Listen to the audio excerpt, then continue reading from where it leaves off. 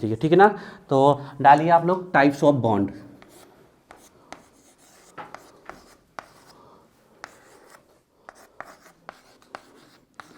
Types of bonds, ठीक है। तो जो बॉन्ड होते हैं, या हम इनको केमिकल बॉन्ड भी बोल सकते हैं। पहले नंबर इनका मतलब देखो, है ना। केमिकल बॉन्ड का मतलब क्या होता है, बॉन्ड भी बोल सकते हो आप सिंपली। आखिरकार बॉन्ड क्या कोई डंडी है क्या जो हम बना देते हैं ऐसे कि लो ये डंडी बना दी है सब। भैया एक रिप्रेजेंटेशन है, हमें किसी चीज़ को शो करना है तो एक रिप्रेजेंटेशन है। आखिर बॉन्ड का मतलब क्या है, हमने कहा ये H2O है, तो H2O इसलिए है क्योंकि यहाँ ऑक्सीजन से कितने हाइड्रोजन जुड़े हैं, 2। तो हमने इसको ऐसे रिप्रेजेंट कर दिया, है ना। तो आखिरकार ये क्या है, कोई डंडी अंडी लगी है क्या इसमें, कुछ तो है, तो उसको रिप्रेजेंट करने का तरीका है ना।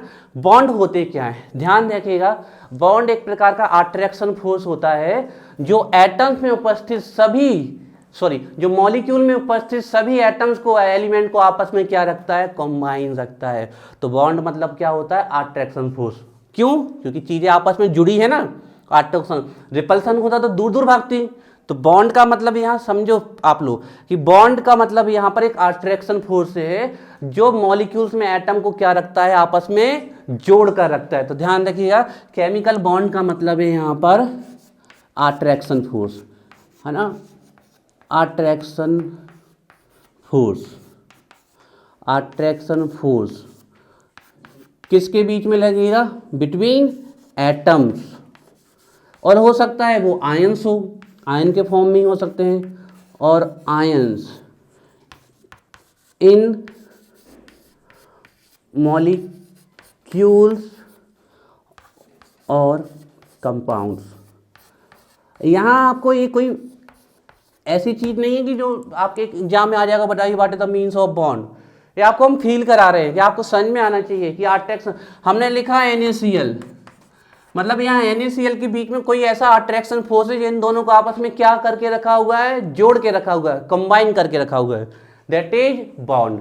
हमने लिखा H2O, तो H2O में कुछ ऐसा अट्रैक्शन फोर्स है जो इन तीनों चीजों को आपस में क्या रखा हुआ है, बॉन्डेड करके रखा हुआ है, कंबाइन करके रखा हुआ, ज्वाइन करके रखा हुआ, उसी को हम क्या बोलेंगे, बॉन्ड। बॉन्ड का मतलब वो फोर्स ऑफ अट्रैक्शन जो डिफरेंट एटम्स को या आयंस को आपस में क्या करके रखा हुआ है, जोड़ के रखा हुआ है या फिर एसोसिएट करके रखा हुआ है। बात समझ में आ रही है। तो बॉन्ड का मतलब सिंपली से हम समझे तो कोई एक ऐसा अट्रैक्शन फोर्स है जिसके कारण मॉलिक्यूल में उपस्थित सभी एटम्स आपस में क्या है, जुड़े हुए हैं। अब एक बॉन्ड कितने प्रकार का हो सकता है उसी पे हम चर्चा करते हैं, ठीक है ना। कितने, सबसे पहले 3 बॉन्ड सिखाते हैं आपको।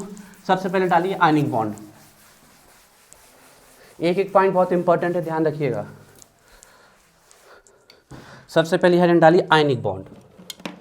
आयनिक बॉन्ड डालिए सबसे पहली heading, ionic bond.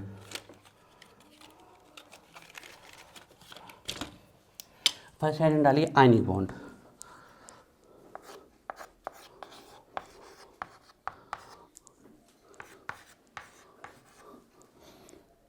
Ionic bond. अब समझना आयनिक बॉन्ड क्या होता है बहुत अच्छे से। जो बॉन्ड आयंस के बीच में होगा उसे हम क्या बोलेंगे, आयनिक बॉन्ड। अब आप लोग जानते हो आयंस के बीच में अगर बॉन्ड हो सकता है तो वो अपोजिट चार्ज के बीच में ही हो सकता है कि पॉजिटिव पॉजिटिव क्या हो जाती है, रिपल, और नेगेटिव नेगेटिव रिपल। तो जो bond cation means positive ion, anion means negative ion के बीच में बनेगा उसे हम क्या बोलेंगे, आयनिक बॉन्ड। लेकिन ध्यान रखिएगा आयनिक बॉन्ड कभी भी आएगा आपका तो आप ऐसे नहीं बनाते हम इसको कभी भी, ध्यान। इसको रिप्रेजेंट करने का तरीका होता है सीधे, या तो फिर ऐसे ही लिख दो साथ में ऐसे, या फिर ये होता है कि ये है कैटायन और ये है एनायन, तो इनके बीच में ऐसे एक हमने फोर्स बना दिया ए।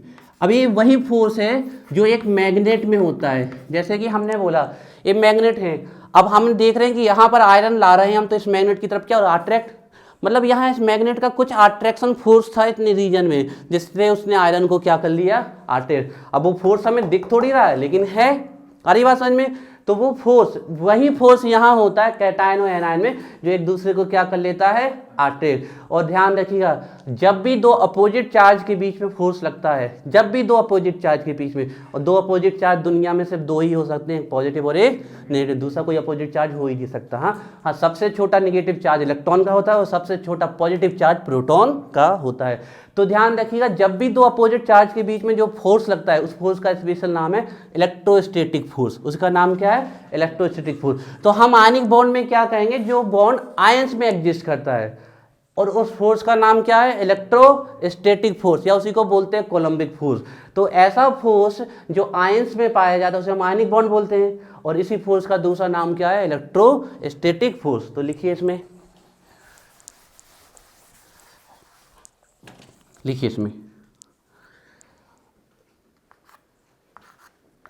Electrostatic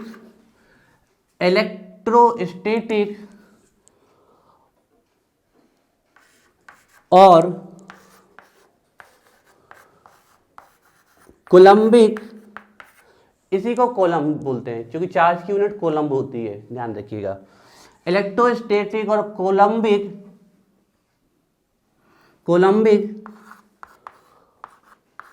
force of attraction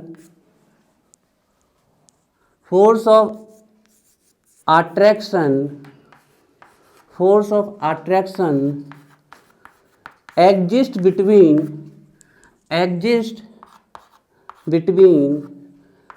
cation, bracket में बना लेना positive sign, cation and anion,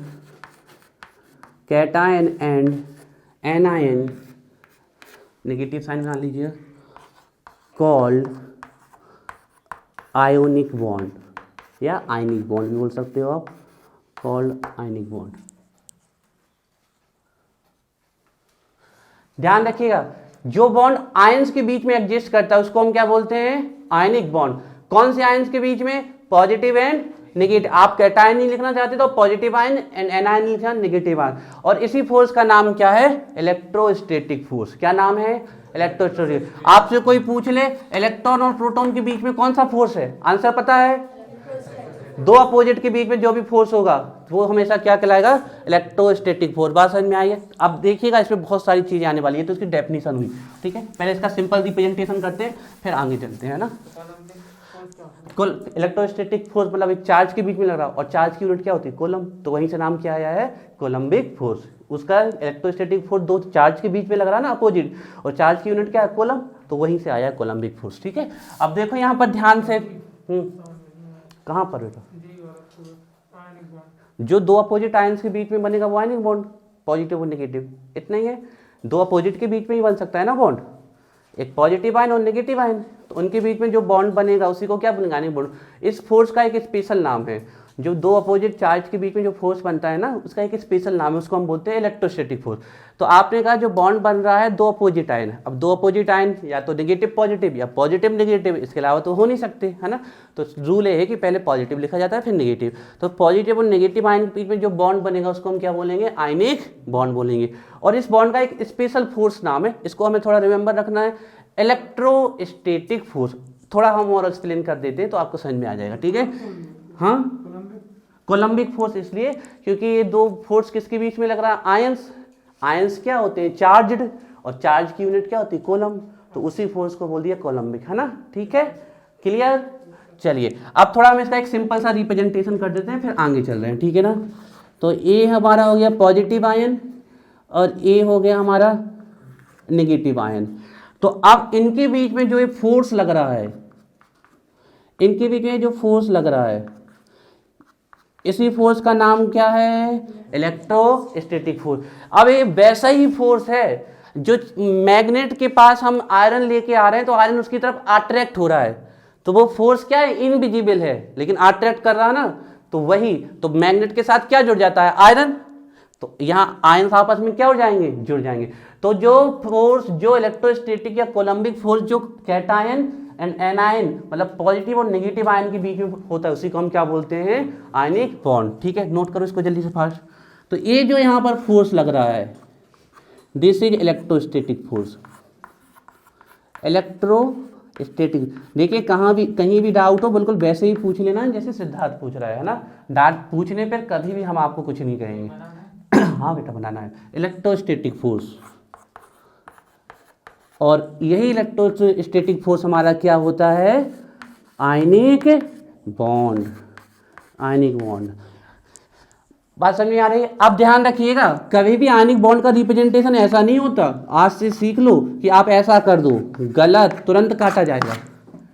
कभी भी आयनिक बॉन्ड का रिप्रेजेंटेशन ऐसा नहीं होता। आयनिक बॉन्ड को तो सिंपली ऐसे लिखा जाता है, कभी बॉन्ड नहीं बनाया जाता, ए और ए बी, तो ए पे पॉजिटिव और बी पे नेगेटिव। कभी बीच में लाइन नहीं खींची जाएगी, क्योंकि क्या है, फोर्स ऑफ अट्रैक्शन है, तो ऐसे नहीं। या फिर सिंपली आप ए बी लिख सकते हो, ओनली ए बी। अच्छा, चार्ज क्यों नहीं लिखा, क्योंकि अब ये न्यूट्रल हो जाएगा, पॉजिटिव और नेगेटिव आपस में क्या हो जाएंगे, न्यूट्रल, तो इसलिए चार्ज नहीं लिखा। यार लिखना चाहते हो तो लिख लो, यहाँ से भी पता चलता है न्यूट्रल हो जाने वाला है, कैंसिल हो जाएगा ना।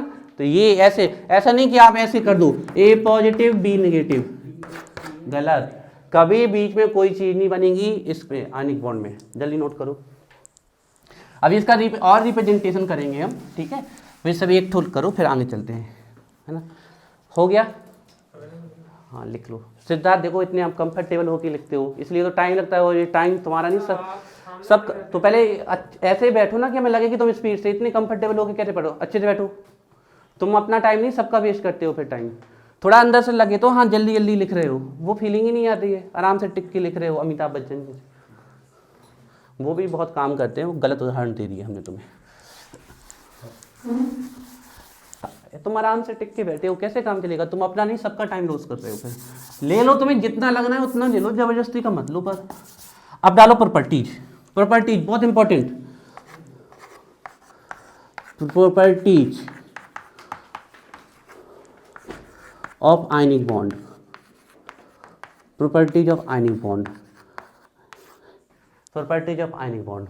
तो सबसे first one, exist between cation and anion, exist between cation and anion। जल्दी जल्दी नोट करना है, exist between cation and anion मतलब ये बॉन्ड किसके बीच में बनता है, आयनिक बॉन्ड जो हमारा है। समझना बात को, यहाँ से कितनी चीजें निकल के आएंगी। जो आयनिक बॉन्ड है हमारा, जो आयनिक बॉन्ड है वो किसके बीच में बनता है, कैटायन, कैटायन मीन्स पॉजिटिव और एनायन मीन्स, अब सीधे सीधे देखना, ठीक है ना, कैटायन एंड एनायन के बीच में बॉन्ड बनता है। कैटायन तभी बनेगा जब इलेक्ट्रॉन देंगे, और एनायन तभी बनेगा जब इलेक्ट्रॉन लेंगे। तो इसी को हम ऐसे भी लिख सकते थे कि ये बॉन्ड किसके बीच में बनता है, इलेक्ट्रॉन डोनर, डोनर प्लस किसके, इलेक्ट्रॉन एक्सेप्टर। लिखते चलो भाई, लिखते, हाँ हाँ बिल्कुल सही आ रहे हो, बिल्कुल सही है पेन ऑफ, इलेक्ट्रॉन डोनर और इलेक्ट्रॉन एक्सेप्टर की। क्योंकि कैटायन कब बनेगा भैया, जब इलेक्ट्रॉन डोनेट होंगे, और एनायन कब बनेगा, एक्सेप्ट होंगे। अब ध्यान रखना, इलेक्ट्रॉन कौन देते हैं, मेटल की नॉन मेटल, अरे बहुत बढ़िया शाबाश। तो ध्यान रखना, ए बॉन्ड किसके बीच में बनता है, मेटल्स, और इलेक्ट्रॉन लेते कौन है, नॉन मेटल। ये बहुत इंपॉर्टेंट पॉइंट है, पूछ लिया जाता है कि ये बॉन्ड किसके बीच में बनता है। ध्यान, अभी कोवलेंट बॉन्ड पढ़ोगे, वो नॉन मेटल के बीच में बनता है। अब मेटल्स क्यों, मेटल्स और नॉन मेटल्स के बीच में क्यों बनेगा, ये बात समझ में आ रही है। कि मेटल्स क्या होते हैं, इलेक्ट्रॉन डोनर, तो वो क्या बनाएंगे, कैटायन, और नॉन मेटल्स क्या होते हैं, इलेक्ट्रॉन एक्सेप्टर, तो वो क्या बनाएंगे, एनायन। संदीप दिख रहा है। अच्छा, जो इलेक्ट्रॉन देगा वो इलेक्ट्रो पॉजिटिव होगा कि नेगेटिव, पॉजिटिव। इसने इलेक्ट्रॉन दिया तो इस पे कौन सा चार्ज आएगा, पॉजिटिव, और जिसने इलेक्ट्रॉन लिया उस पे नेगेटिव। तो ध्यान रखना, ये बॉन्ड जो बनता है वो इलेक्ट्रो पॉजिटिव और इलेक्ट्रो नेगेटिव के बीच में बनता है, इलेक्ट्रो पॉजिटिव प्लस इलेक्ट्रोनेगेटिव के बीच में बनता है।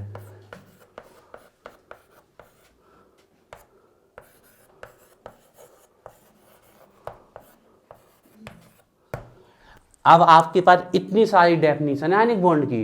Bond exist between cation and ion, electron donor acceptor, metals non metals, electro positive electro negative, वो क्या होंगे हमारे आयनिक बॉन्ड। बात समझ में आ रही है? Electro positive electro negative, first point सबको क्लियर। आयनिक बॉन्ड कैसे एग्जिस्ट, इसमें सबसे इंपॉर्टेंट पॉइंट ए, किसके बीच में एग्जिस्ट होता है, मेटल्स एंड नॉन मेटल्स की। बन जाएगा, बन जाएगा। चलिए सेकेंड पॉइंट देखिए इसके लिए, सेकेंड पॉइंट बहुत इंपॉर्टेंट देखिए, इलेक्ट्रॉन देने के बाद एक पे पॉजिटिव चार्ज आएगा और दूसरे पे क्या, नेगेटिव, है ना। लेकिन हमने कहा कोई कोवैलेंट बॉन्ड है, उसमें भी आयनिक करैक्टर आ सकता है। कैसे, अगर एक बॉन्ड के इलेक्ट्रॉन को कहाँ खींच ले, अपनी तरफ, तो इस पे नेगेटिव और दूसरे की तरफ से खींच रहा है तो ये पॉजिटिव, तो कोवैलेंट बॉन्ड में भी आयनिक करैक्टर आ सकता है। लेकिन ये तभी आएगा जब इन दोनों की इलेक्ट्रोनेगेटिविटी में डिफरेंस कम से कम कितना होगा, 1.9 का। हमारे कहने का मतलब क्या है, जैसे ये लिखा H और ये लिखा F, इसकी इलेक्ट्रोनेगेटिविटी कितनी 4.0, इसकी क्या 2.1, डिफरेंस कितना आ रहा है 1.9 का। तो ये इसमें आयनिक करैक्टर होगा कि नहीं, इसके लिए इन दोनों के बीच में इलेक्ट्रोनेगेटिविटी का डिफरेंस कम से कम कितना होना चाहिए, 1.9 का। जैसे कोई पूछ ले CSF क्या आयनिक मॉलिक्यूल है, आंसर यस, इसकी 4.0 इसकी 0.7, कितना का डिफरेंस आ रहा है 3.3 का, तो आयनिक बॉन्ड। तो आयनिक बॉन्ड के लिए दूसरी फुलफिल कंडीशन है, लिखिए electronegativity difference, electronegativity difference between, किसके बीच में आएगा difference, metals and non metals. बनाते ही कौन है ये bond, metals and non metal. तो electronegativity difference between metals and non metals, metals and non metals, या तो हो आपका इक्वल या हो ग्रेटर, कितना होना चाहिए 1.9। नोट करिए, electronegativity difference between metals and non metals, या तो इक्वल टू 1.9 होना चाहिए या फिर ग्रेटर देन 1.9 होना चाहिए। वेरी इंपॉर्टेंट पॉइंट, बन जाएगा। समझ में आ रही बात? जैसे हमने लिखा, हमने कह दिया CLF, बताओ ये आयनिक बॉन्ड है कि नहीं, हम कहेंगे नहीं, इसमें आयनिक कैरेक्टर बहुत कम, ना कराओ, क्योंकि इसका 3.0 इसकी, तो इलेक्ट्रोनेगेटिविटी का डिफरेंस कितना आ रहा है 1, तो कितना होना चाहिए। ये सब चीजें आपको धीरे धीरे करके रट जाएंगी, पहले अभी इसको याद करना है। तो पहला पॉइंट तो बिल्कुल सरल था, बन जाए। दूसरा क्या, जो डिफरेंस होना चाहिए दोनों के बीच में, वो कितना होना चाहिए 1.9 का। अच्छा, हम इसको थोड़ा सा रिप्रेजेंट कर देते हैं कि इसका मतलब क्या है, कि जैसे जो हमारा मेटल है ना, जो हमारा मेटल है और जो हमारा नॉन मेटल है, इनमें आयनिक करैक्टर तभी आएगा जब इन दोनों में जो इलेक्ट्रोनेगेटिविटी है उसका डिफरेंस या तो इक्वल टू और ग्रेटर देन कितना होगा 0.9। तो जी हमने इसका एक छोटा सा रिप्रेजेंटेशन कर दिया, मेटल और नॉन मेटल के बीच में डिफरेंस आना चाहिए। अब दूसरा पॉइंट, पहला पॉइंट ध्यान रखना, पहला मेटल्स और नॉन मेटल्स के बीच में बन रहा है, दूसरा पॉइंट भी ध्यान रखना कि इतना डिफरेंस, और तीसरा पॉइंट बहुत important, very very important, very very important, ionic bond बनने के लिए। अब ध्यान रख लो, केमिस्ट्री का एक नारा कम से कम हमारे साथ याद कर लो, केमिस्ट्री में वही चीज होगी जो स्टेबिलिटी की तरफ जा रही है, नहीं तो नहीं होगी। केमिस्ट्री में अगर कुछ हो रहा है तो इसका मतलब है कि उस तरफ जाने पर उसको स्टेबिलिटी मिल रही है, नहीं तो वो नहीं होगी। ये ध्यान रखना, पानी ऊपर से नीचे गिर रहा है तो उसको नीचे आने में स्टेबिलिटी मिल रही होगी, इसलिए वो नीचे आ रहा है। अगर ऊपर जाने में स्टेबिलिटी मिलती तो ऊपर जाता। अब ये ध्यान रखना, स्टेबिलिटी का दूसरा मतलब होगा केमिस्ट्री में कम एनर्जी। तो ध्यान रखना, अगर कहीं भी चीज केमिस्ट्री में स्टेबिलिटी आ रही है तो वहाँ एनर्जी कम हो रही होगी। ये बात को क्या करना है, रिमेंबर, ध्यान रखना है। अगर कहा हमने ए बी आपस में रिएक्ट कर रहे हैं तो पक्का है वो रिएक्ट करने के बाद जो मॉलिक्यूल बना रहे हैं उसकी एनर्जी में क्या आ रही होगी, कमी आ रही होगी। वो कहाँ पे जा रहा होगा, स्टेबिलिटी। तो तीसरा पॉइंट ध्यान रखिएगा, क्या, देखिए तीसरा पॉइंट को हम समझाएं। देखिए जैसे हमने ये पहले इसको रिप्रेजेंट करेंगे फिर लिखेंगे। हमने ए से इलेक्ट्रॉन निकाला, ए से इलेक्ट्रॉन निकाला तो ये किस में जाएगा, पॉजिटिव। किस कौन सी स्टेट में निकालते हैं, गैसियस स्टेट में, है ना, एक इलेक्ट्रॉन निकाला, ध्यान से देखिए। तो बताइए इलेक्ट्रॉन निकालने के लिए जो एनर्जी लगती है उसको हम क्या बोलते हैं? Ionization energy. अब बताओ ये एनर्जी लगी है ना, लगी है ना, तो ये कौन सी प्रोसेस हुई? एंडोथर्मिक, और साइन कौन सा आएगा? पॉजिटिव। तब तो ये तो उल्टा हो गया, और एनर्जी हमने दे दी तो और बढ़ जाएगी ना, तो बॉन्ड नहीं बनेगा फिर। अब देखो अभी तो सब कैटायन बना ना, अब एनायन बनाते हैं। देखिए लिखते चलो इसको साथ में।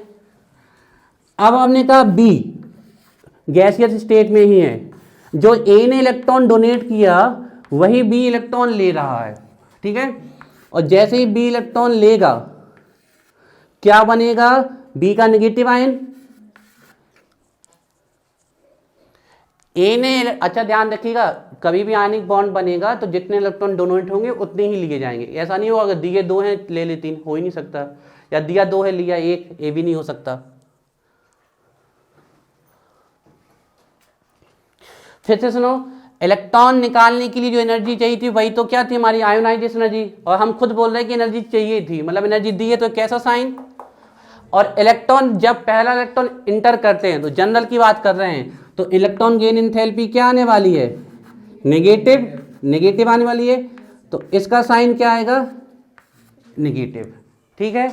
मतलब 2 प्रोसेस हो रही है यहाँ पर। बॉन्ड बनने से पहले हमारा, हम कह रहे हैं बॉन्ड किसके बीच में एग्जिस्ट करेगा? Cation and anion. लेकिन ये कैटायन एनायन जादू में थोड़ी पड़े हुए हैं, वो बनेंगे। तो कैटायन कैसे बनेगा? इलेक्ट्रॉन के निकलने से। और इसके लिए जो एनर्जी लगेगी उसको हम क्या बोलेंगे? Ionization energy. और इलेक्ट्रॉन जब गेन होगा तो एनर्जी क्या होगी? रिलीज। तो इसको हम क्या बोलेंगे? इलेक्ट्रॉन गेन एंथैल्पी, और जो बनेगा वो एनायन। अब यहां पर एक चीज देखना, ठीक है, पॉइंट नंबर 3 फिर से समझाएं इसको। तुम यहां नहीं देखते हो, यहां वहां देखते रहते हो, कुछ नहीं आएगा समझ में। पहले नंबर तुम ढंग से बैठो, टिक के नहीं बैठना बिल्कुल। फिर से एक बार एक्सप्लेन करते हैं। Amount of energy required to remove an electron called ionization energy, because it is required, that's why it is positive. Energy is released when an electron is added to neutral isogaseous atom called electron gain enthalpy। और electron affinity positive है, मतलब energy क्या होने वाली? निकलने वाली है। तो इलेक्ट्रॉन गेन एंथैल्पी कैसी होगी? नेगेटिव। अब यहां ध्यान देना, ये आया कैटायन और ये आया एनायन। एक किस स्टेट में आए हैं? अपनी गैसियस स्टेट में। तो अब इनके बीच में एक फोर्स लगेगा, इलेक्ट्रोस्टैटिक फोर्स ऑफ अट्रैक्शन। तो ये क्या बन जाएगा? Ionic bond. ये क्या बन जाएगा? Ionic bond. तो ये हमारा बन गया, ये कौन सा कंपाउंड बन गया? आयनिक कंपाउंड बन गया। और ये हमेशा सॉलिड स्टेट में बनेगा, गैसियस से सॉलिड में जाएगा। तो अब ये देखो, आयनिक बॉन्ड बनने के लिए हमारी अभी 2 प्रोसेस देखी हमने, कैटायन का बनना, फिर एनायन का बनना, और फिर इन दोनों का आपस में एग्जिस्ट होके क्या बना लेना? बॉन्ड। ध्यान रखिएगा, जब कैटायन एनायन आपस में आते हैं तो ये जो मॉलिक्यूल बना इसका नाम होता है लैटिस। है सॉलिड, ए है सॉलिड। कौन सा सॉलिड है? आयनिक सॉलिड। लैटिस का मतलब क्या होता है? जाल। मतलब इसमें जो मॉलिक्यूल आपस में बन रहे होंगे वो आपस में एक दूसरे से क्या बना रहे होंगे? जाल बना रहे होंगे। तो इसको क्या बोलते हैं? लैटिस बोलते हैं।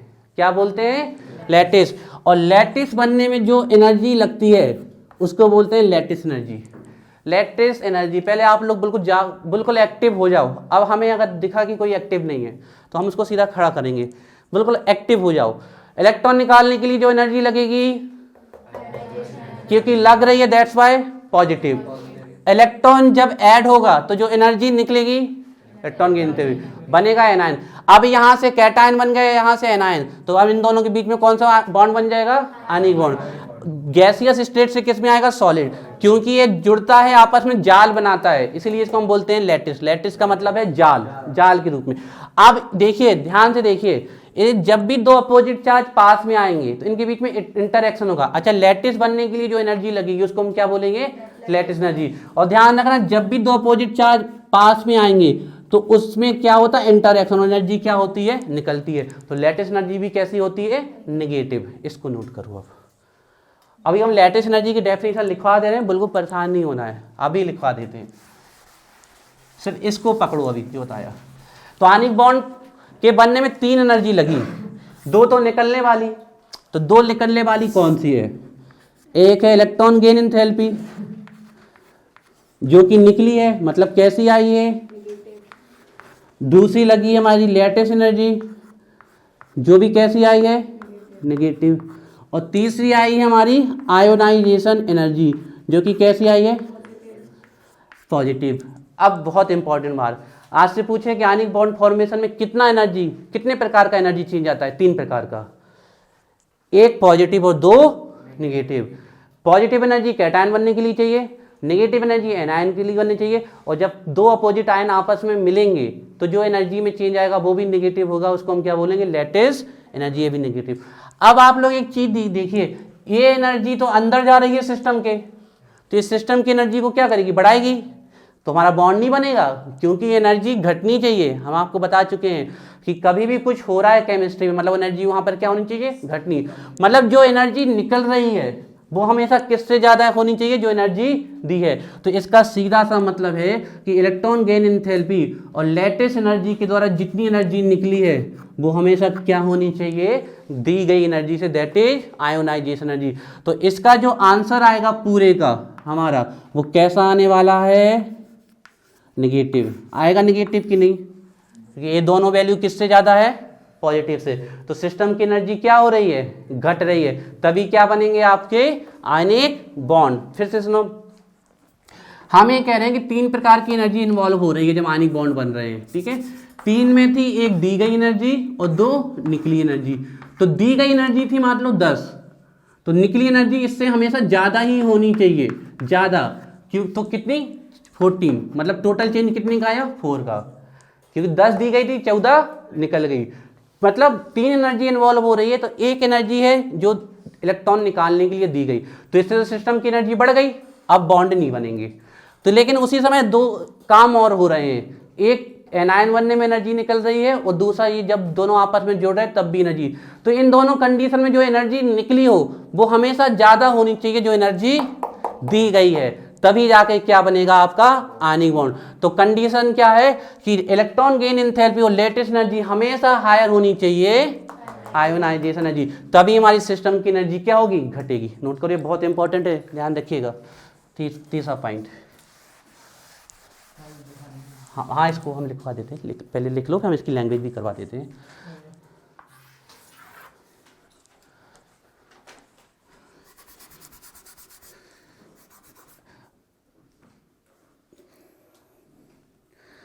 मतलब हम कह दें बॉन्ड फॉर्मेशन कैसी प्रोसेस है, बॉन्ड फॉर्मेशन कैसी प्रोसेस है, एक्सोथर्मिक प्रोसेस। मतलब एनर्जी क्या हो रही होगी, काम हो रही होगी, बहुत इंपॉर्टेंट।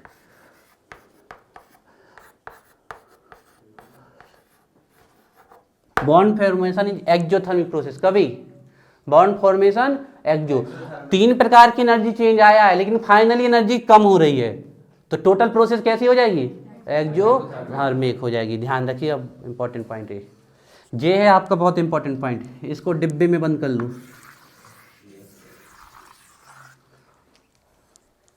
और अभी एक दिन आप लोगों से पढ़वाएंगे हम, और ऐसे ही नहीं समझाया जैसे हम समझा रहे हैं, तो हम मान लेंगे आप लोगों को समझ में नहीं आया।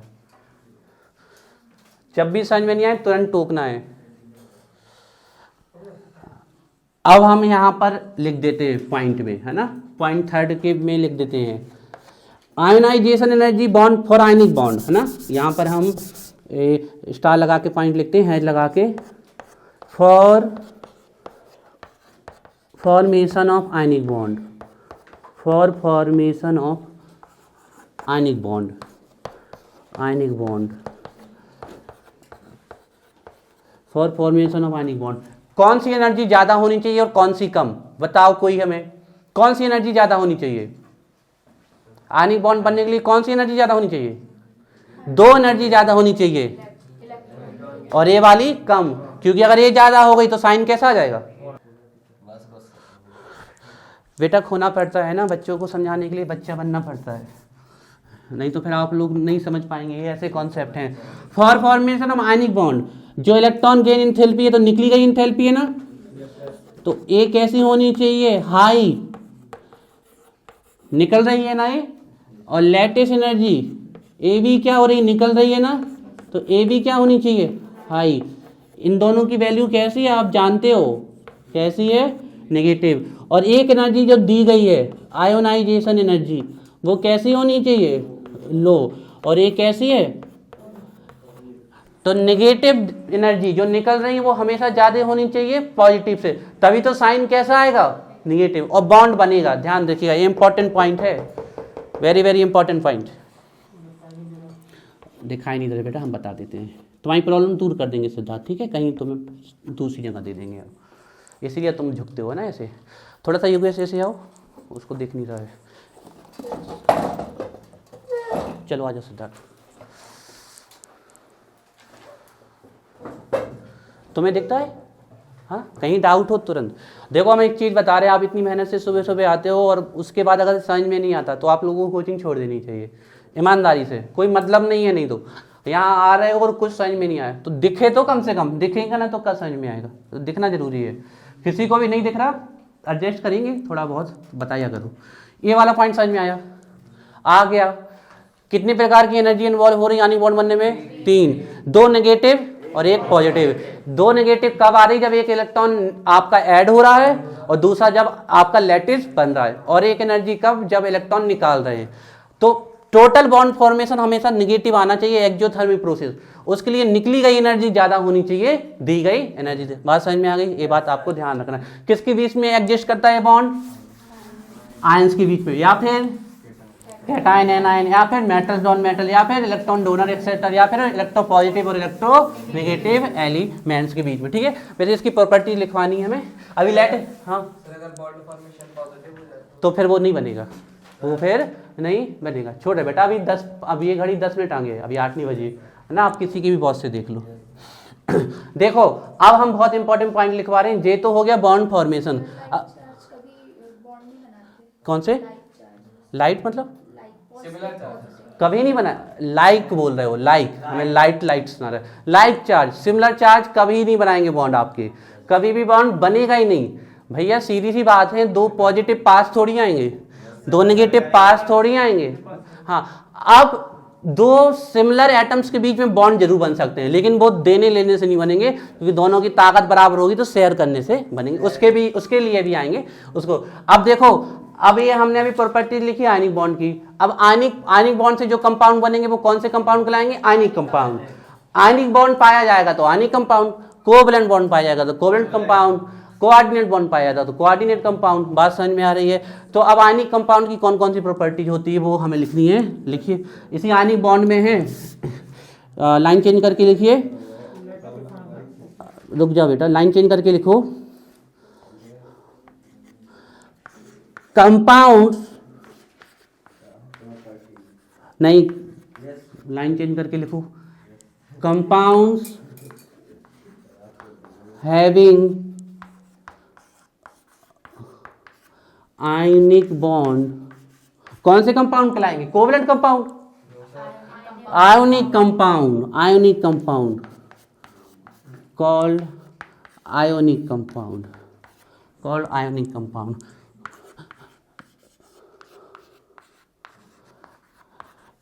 जिसमें आयनिक बॉन्ड पाया जाएगा प्रमोद उसको कोवैलेंट कंपाउंड कहेंगे ना, जिसमें आयनिक बॉन्ड पाया जाएगा उसको कोवैलेंट कंपाउंड, आयनिक कंपाउंड। बात समझ में आ रही ना, तो बिल्कुल कान खुले रखना, ठीक है।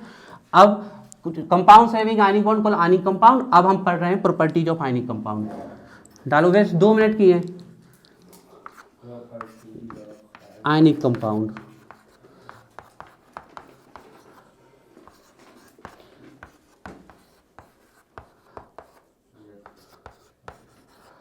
आयनिक कंपाउंड किसे कहे थे, समझ में आ गया बात, जिसमें कौन सा बॉन्ड पाया जाएगा, आयनिक कंपाउंड।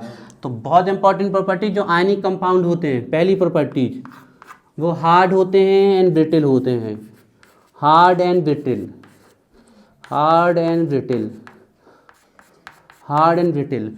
समझाते हैं हार्ड एंड ब्रिटिल का मतलब क्या होता है। हाँ, ऐसे भी ले सकते हो, हार्ड एंड ब्रिटिल कैसे होते हैं। हार्ड एंड ब्रिटिल का मतलब क्या होता है, सबसे अच्छा एग्जांपल देते हैं NaCl। NaCl कैसा कंपाउंड है, आयनिक। क्या हार्ड है, नमक हार्ड है, अरे सॉल्ट इज हार्ड ना, सॉल्ट क्या है, हार्ड। उसका पहले आप वो देखो, जो उसका आपका स्टोन आ रहा है, जो उसका पत्थर टाइप स्टेप, वो तो पाउडर में बाद में क्रश किया गया है ना। तो नमक क्या है, हार्ड। तो हार्ड तो लोहा भी है, क्या लोहा ब्रिटेल है? नहीं है ब्रिटेल। तो क्या नमक ब्रिटेल है? कैसे? ध्यान रखिए, अगर किसी को आप हैमर कर रहे हो और वो टुकड़ों में कन्वर्ट हो जाए तो वो कहेंगे वो ब्रिटेल है। जैसे NaCl हार्ड है, उसको पटको तो टूट जाएगा ना, तो वो ब्रिटेल है। लोहा आयरन हार्ड तो है लेकिन ब्रिटेल नहीं है। ग्लास की बात कर ले, कांच हार्ड भी है ब्रिटेल भी है। कांच भी कैसा है? Hard and brittle. क्यों? वो हार्ड है और जब आप उसको हैमर करोगे या पटक दोगे टूट जाएगा तो ब्रिटेल। तो आयनिक कंपाउंड हार्ड भी होते हैं ब्रिटेल भी होते हैं। सेकेंड पॉइंट देखिए हार्ड है तो गलाने में मतलब मेल्टिंग पॉइंट, और उबालने में पहले गलेगा फिर उबलेगा, बॉइलिंग पॉइंट दोनों क्या होंगे? हाई, क्योंकि कैसे हैं? हार्ड। लिखिए have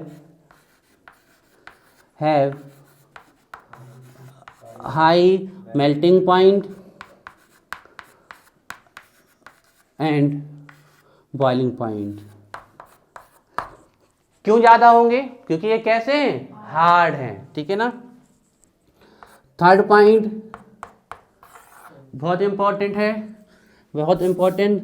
third point very very important, non directional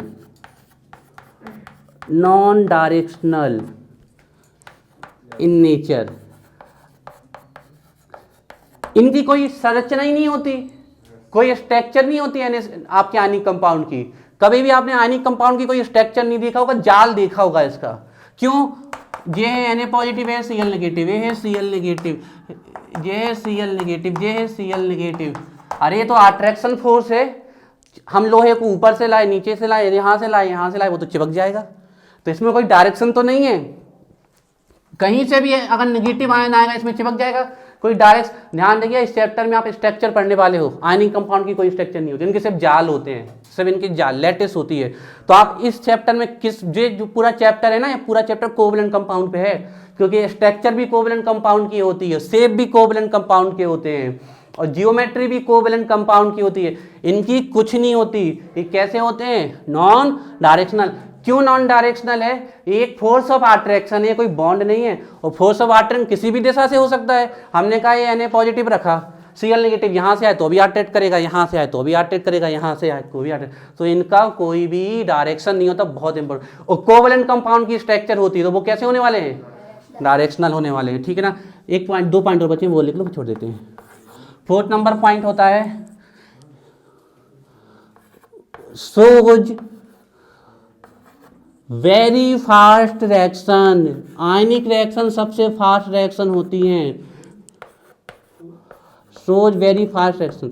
आज के बाद कोई आपसे पूछ ले फास्ट रिएक्शन का एग्जाम्पल दो, तो आंसर रहेगा आयनिक रिएक्शन। इनसे फास्ट कोई रिएक्शन नहीं होती। लोहे में जंग लगने में बहुत टाइम लगता है ना, वो स्लो रिएक्शन है। नमक को पानी में घोलो तो कितनी तेजी से घुलता है, उसकी रिएक्शंस क्या होने वाली है? बहुत फास्ट। आयनिक रिएक्शंस बहुत फास्ट होती हैं, ध्यान रखिए। सोज वेरी फास्ट रिएक्शन तो है, हार्ड मेल्टिंग पॉइंट है, high melting point, non directional nature. अच्छा, इसका एक पॉइंट है जो हम कल लिखवाएंगे। ये जो आयनिक कंपाउंड होते हैं कंडक्टर भी होते हैं और नॉन कंडक्टर भी। लेकिन कंडक्टर कब होते हैं, नॉन कंडक्टर, ये बहुत पूछा गया है। सॉलिड स्टेट में नॉन कंडक्टर होते हैं, लेकिन अगर इनको गला दो या घोल दो तो कंडक्टर हो जाते हैं। इस पॉइंट पे हम कल चर्चा करेंगे, लेकिन एक पॉइंट और लिख लो, फिर इस पॉइंट पे हम कल चर्चा करेंगे। लिख लो जनरली सॉलिड आयनिक कंपाउंड कैसे होते हैं? सॉलिड होते हैं, ध्यान रखिएगा। अब यहीं से पॉइंट क्लियर था। हार्ड है, हाँ, मोल्टन में या फिर एक्वस में, पिघलाने पर या गलाने पर, गलाने पर या घोलने पर, या तो इनको गला दो या घोल दो। वो क्यों होता है? तो कल हमारा कौन सा पॉइंट पहले चर्चा का विषय रहेगा? By the conduct electricity. अच्छा, हमने छुट्टी कर दी तो सब लोग भागने लगे। कल ये पूरा आयनिक बॉन्ड पढ़ के आओ, हम पूछेंगे, ध्यान रखना। चलिए, और पिछला रिवाइज करते चलो। हम पूछा 6:30 आज ionic bond, electrostatic force of attraction between, जो बोलना हो बोलो, positive ion, negative ion, cation, anion, metal, non metal, electro donor, electro आपका acceptor, electro positive, electro negative called ionic bond. बात सुनिए, जिनमें आयनिक बॉन्ड पाया जाएगा वो आयनिक कंपाउंड कहलाएंगे। कैसे होते हैं? हार्ड तो लोहा भी है, लेकिन ये हार्ड होने के साथ ब्रिटिल होते हैं। ब्रिटिल का हिंदी बोलते हैं भंगुर, या इसको सरल भाषा में बोले कि अगर आप इस पे हिट करोगे या एक किसी चीज़ पे हिट करे तो ये आप इनके अपने पार्टिकल में क्या हो जाते हैं, ब्रेक हो जाते हैं, दैट इज कॉल्ड ब्रिटलनेस, है ना। तो ये ब्रिटल होते हैं। हार्ड है तो high melting point, boiling point होते हैं, है ना। एक बहुत इंपॉर्टेंट पॉइंट है, नॉन डायरेक्शनल होते हैं, very very important, non directional, इनकी कोई डायरेक्शन नहीं होती, कहीं से भी कोई आयन आके इनसे जुड़ सकता है। और अब कितने पॉइंट हो गए थे कल? 4 हो गए थे, है ना। जनरली सॉलिड, वो तो ऊपर से ही समझ में आ गया था कि जब हार्ड लिखा है तो हार्ड कोई लिक्विड थोड़ी होता है ना, गैस होती है हार्ड, हार्ड तो सॉलिड ही होते हैं, तो वो तो ऊपर से ही हो गया था, ठीक है। अब जो नेक्स्ट पॉइंट है वेरी इंपॉर्टेंट, लिखिए पॉइंट नंबर 5, ठीक है, ठीक है, 5th 6th जो हो गया, तो नेक्स्ट नंबर डाल लूँ, कौन सा डाल दें नेक्स्ट? 6, चलो तो नेक्स्ट नंबर 6, ठीक है। चलिए लिखिए, very very important,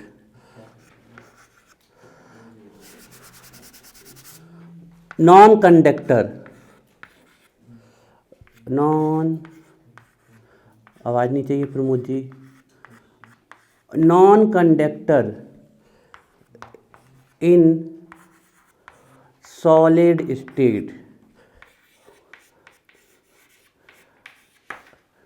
very very important है। जितने भी आयनिक सॉलिड हैं वो इलेक्ट्रिसिटी को कंडक्ट नहीं करते, कब? सॉलिड स्टेट में। पूछ लिया जाता है आपसे कि आयनिक सॉलिड इलेक्ट्रिसिटी के कंडक्टर है कि पुअर कंडक्टर है कि बैड कंडक्टर है कि नॉन कंडक्टर है। नॉन कंडक्टर है सॉलिड स्टेट में, तो ये कंडक्ट कब करेंगे हम बता रहे हैं। जैसे हमने लिखा, मान लीजिए एक आयनिक सॉलिड लिख दिया हमने NaCl, जिसे आप जानते हैं। आयनिक सॉलिड की कंडक्टिविटी आयंस के कारण होती है, ध्यान रखिएगा, ठीक है ना। मेटल्स की कंडक्टिविटी इलेक्ट्रॉन्स के कारण होती है, ठीक है। तो अब ये आयनिक सॉलिड है, ये किससे मिला है? Na पॉजिटिव Cl नेगेटिव, इसी से मिलके बना है ना ये, तो ये तो अब न्यूट्रल हो गया।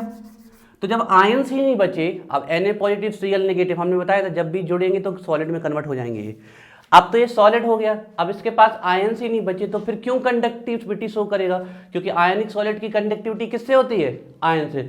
लेकिन अगर आप इसे पानी में घोल दोगे, वाटर में डिजॉल्व कर दोगे या किसी दूसरे सॉल्वेंट में डिजॉल्व कर दोगे, तो फिर से किस में टूट जाएंगे, किस में डिसोसिएट हो जाएंगे, ब्रेक हो जाएंगे, अपने ही आयंस में। तो अब इलेक्ट्रिसिटी कंडक्ट करने लगेंगे। या फिर आप इनको गला दो, मेल्ट कर दो, तब भी ये क्या रिलीज करेंगे? आयंस। तो ध्यान रखना, बहुत इंपॉर्टेंट है कि ये बैड कंडक्टर है, किस स्टेट में? सॉलिड। और क्यों है? उसका रीजन है कि इनके पास आयंस नहीं होते। कंडक्टर कब हो जाते हैं? जब इनके आयंस रिलीज हो। आयंस रिलीज दो तरीके से हो सकते हैं, या तो इनको डिजोल्व कर दो या फिर इनको मेल्ट कर दो, ठीक है ना। ध्यान रखिए, bad conductor, non conductor in solid state. अब इसके नीचे हम 7 पॉइंट लिखवाते हैं, हालांकि इसी का पॉइंट है वो, लेकिन हम अलग से बनवा रहे हैं जिससे आपको अलग से याद रहे वो।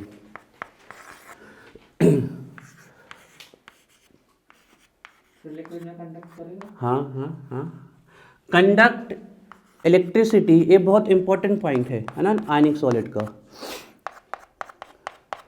कंडक्ट इलेक्ट्रिसिटी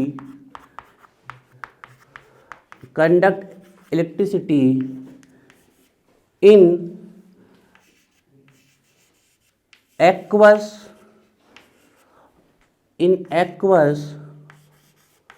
और मोल्टन स्टेट, इन एक्वस और मोल्टन स्टेट एज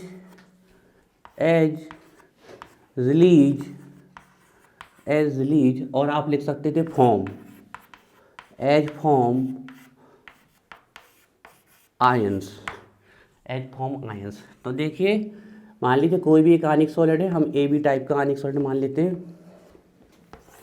इसको आप पानी में घोलोगे तो कौन सा सोल्यूशन बनाएगा? एक्वस का मतलब समझ लो आज के बाद, अगर किसी चीज़ को वाटर में डिजॉल्व किया है तो उसको बोलेंगे एक्वस। एल्कोहल में डिजॉल्व किया गया तो एल्कोहलिक। बेंजीन में या किसी ऑर्गेनिक सॉल्वेंट में डिजॉल्व किया गया है तो बोलेंगे ऑर्गेनिक। तो जब भी पानी में कोई चीज़ घोली जाएगी तो उसको हम क्या बोलते हैं? एक्वस। एक्वस का मतलब ही है एक्वा से, दैट इज वाटर में डिजॉल्व। या तो हम इसे वाटर में डिजॉल्व कर दें, या इसे वेरी हाई टेम्परेचर के द्वारा, हाई होते हैं ना इनके मेल्टिंग पॉइंट, अभी भी हाई टेम्परेचर के द्वारा इनको क्या कर दे? मेल्ट कर दे, ना, मेल्ट कर दे। तो एक किस में टूटेगा? A positive plus B। अब हम नहीं कह रहे कि सभी पे एक पॉजिटिव और एक नेगेटिव चार्ज ही होता है, ज़्यादा भी होते हैं आपके, लेकिन कम से कम एक तो होगा ही ना, तो एक रिप्रेजेंटेशन है। तो ये बन गए आयंस, नोट कर। हाँ, मोल्टन मतलब गला हुआ।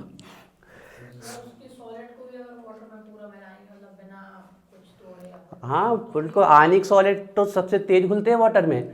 नमक को गलाना, गलने में गैस खत्म हो जाएगी, गलेगा नहीं नमक, लेकिन पानी में डिजोल्व करना। तो उसका जो बड़ा नहीं आता, मतलब पहले नमक बनाने के पहले नहीं रहता सॉलिड में, क्या नमक का क्या नॉन सॉलिड रहता है उसके पहले। सॉलिड हाँ हाँ, वो आप ये कह रहे हो कि उसको हम जो यूज करते हैं वो क्रश करके है, और उसके रूप में वो एक पाइल के रूप में आता है या एक लेटिस के रूप में आता है। हाँ भैया, कोई भी आयनिक सॉलिड घोलो, वैसे ये होगा कि जब आप उस स्टेट में घोलोगे तो थोड़ा धीरे धीरे घुलेगा, क्योंकि वो सॉलिड है तो पूरे पार्टिकल्स कांटेक्ट में नहीं आ रहे, लेकिन पाउडर में जब कर दे तो पूरे पार्टिकल्स कांटेक्ट में आते जल्दी।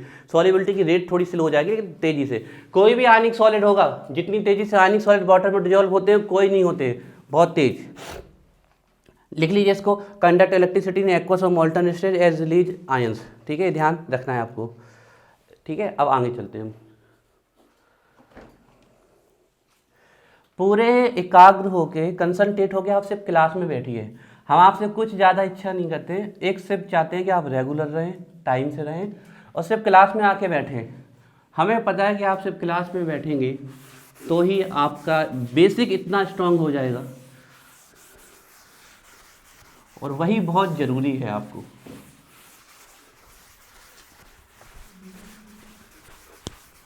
ठीक है, अब यहाँ देखो, हम अभी आयनिक सॉलिड के एग्जाम्पल भी लिखवाएंगे। ठीक है ना, पहले यहाँ पर एक चीज़ डालो, आप हेडिंग डालो, आयनिक सॉलिड से रिलेटेड ही है, डालो electrovalency.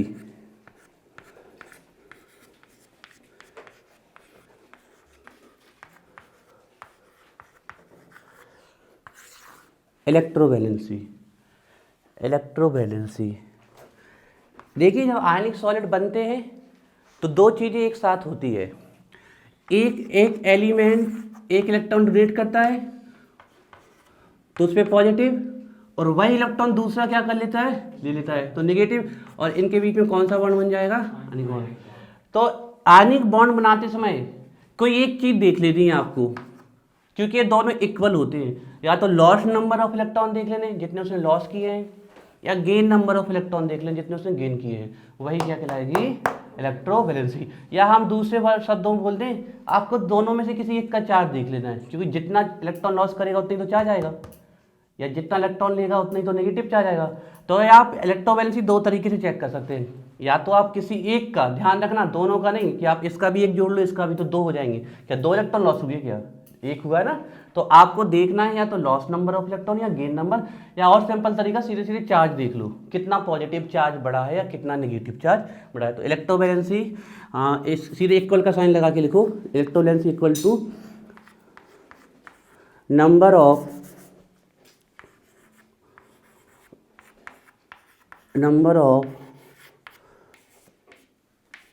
electrons, number of electrons lost or gained, number of electron lost, और ध्यान रखना एंड नहीं लगा है, और लगा है, नंबर ऑफ इलेक्ट्रॉन लॉस्ट और gain during the formation of ionic bond, during the formation of ionic bond.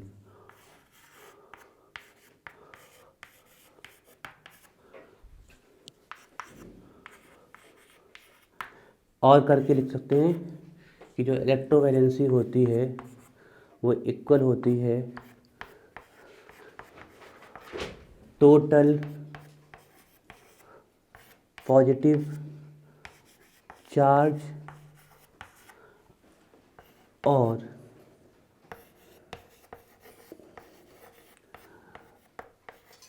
Negative charge. Electrovalency equal होती है टोटल पॉजिटिव चार्ज और negative charge, total positive charge और नेगेटिव चार्ज। ठीक है, अब हम आपको सबकी इलेक्ट्रोवैलेंसी, ध्यान रखिए जितना बताते जा रहे हैं उतने में इसको समझते जाइए आप, और आपके कॉन्सेप्ट बहुत अच्छे हो जाएंगे। ठीक है, जैसे कि हम आपसे एक हाइपोथेटिकल एग्जाम्पल देते हैं, फिर सबका बताते हैं। जैसे हमने लिखा, चलो हाइपोथेटिकल दे देते हैं या फिर NaCl का दे देते हैं। हमने लिखा A + B, और A + B से A बना A पॉजिटिव और A बना B नेगेटिव। आगे जाके ये जुड़ जाएंगे तो क्या बन जाएंगे, ए बी, है ना। हमने थोड़ा सा 2 स्टेप में लिख दिया। ध्यान रखना जी, यहाँ ए बी है। अब इसने इलेक्ट्रॉन लॉस किया, कितना लॉस किया इसने, कैसे पता चला, 1, यहाँ के पॉजिटिव चार्ज से। इसने कितना लिया, 1, तो एक ही इलेक्ट्रॉन का चेंज आया है ना, तो यहाँ से हम पता कर सकते थे कि यहाँ से देख लें कि कितने इलेक्ट्रॉन लॉस्ट हुए हैं, 1, तो इलेक्ट्रोवैलेंसी कितनी थी, 1, कितने लिए हैं 1, तो इलेक्ट्रोवैलेंसी कितनी थी, 1। या फिर यहाँ से देख लें टोटल पॉजिटिव चार्ज कितना है, 1, और टोटल नेगेटिव। तो यहाँ पर अगर हम बात कर लें इस क्वेश्चन में, तो यहाँ पर इलेक्ट्रोवैलेंसी कितनी है, 1, नोट करिए। फिर हम आपको सबकी इलेक्ट्रोवैलेंसी लिखवाते हैं।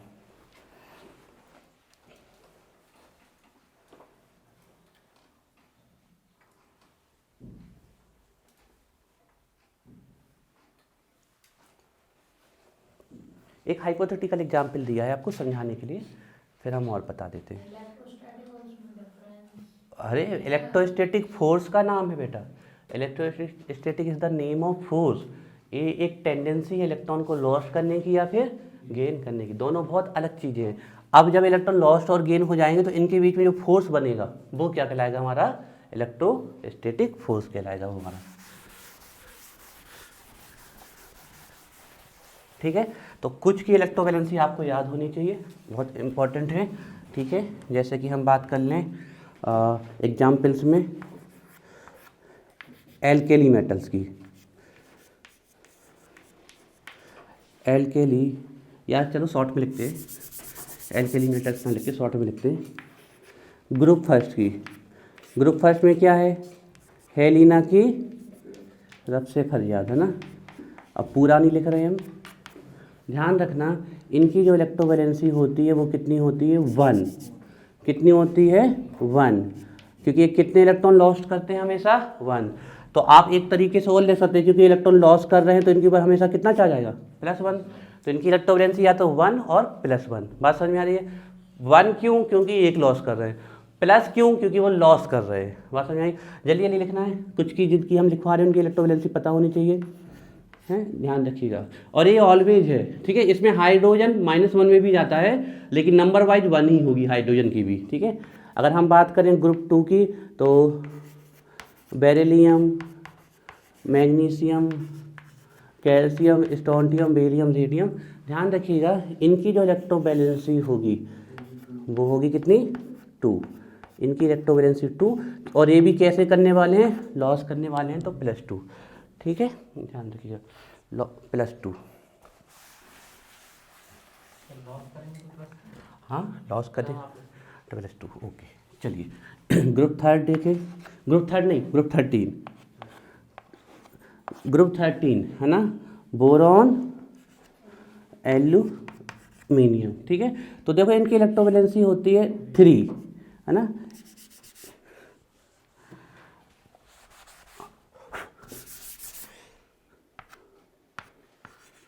Boron, aluminium, gallium, indium, thallium, देखो इनकी इलेक्ट्रोवैलेंसी होती है आपकी 3। अब देखो हम आपको एक चीज़ बता दें, इनकी 3 होती है, लेकिन सबकी सब इलेक्ट्रॉन ऐसा नहीं कि लॉस ही करेंगे या गेन ही करेंगे, तो +3 भी हो सकती है, -3 भी। लेकिन इनमें से हम इनकी बता देते हैं, इन दोनों की जनरली कितनी होगी, +3, क्योंकि ये क्या है, मेटल। लेकिन बोरॉन क्या है, कई जगह नॉन मेटल लिखा है, कई जगह सही मेटल, लेकिन होगी सबकी 3 ही, ये बात क्लियर है। इनकी +3 क्यों, क्योंकि क्या करेंगे, 3 इलेक्ट्रॉन लॉस करेंगे, ठीक है। तो ये हो गया। अब ग्रुप 14, ग्रुप 14 की इलेक्ट्रोवैलेंसी नॉट डिफाइंड, ध्यान रखिएगा। इसकी इलेक्ट्रोवैलेंसी नॉट डिफाइंड इसलिए क्योंकि जनरली ये ग्रुप कोवैलेंट बॉन्ड बनाते हैं, ध्यान रखिएगा, ये आयनिक बॉन्ड नहीं बनाते हैं, ये जनरली कोवैलेंट बॉन्ड, तो इनकी कोवैलेंसी होगी, इलेक्ट्रोवैलेंसी नहीं होगी इनकी।